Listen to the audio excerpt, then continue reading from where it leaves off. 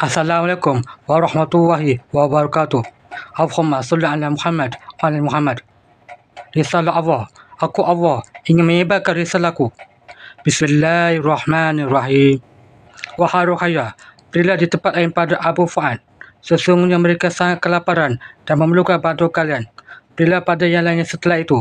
Orang-orang yang menghakikan risalahku atau yang bersaksi aku Allah telah perintahkan saksi-saksiku membantu mereka dan menyebut nama mereka Ahmad Habibi.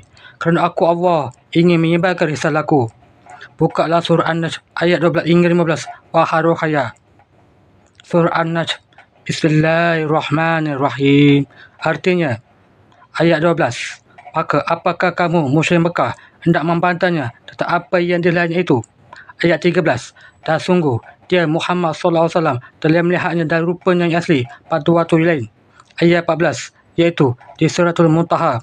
Ayat 15. Di dekatnya ada surga tempat tinggal. Ulaika ala hudam min rabbir rahim wa ulaika humul muflihun. Amin ya Allah ya Rabb ya Sami' ya Basir. Alhamdulillah.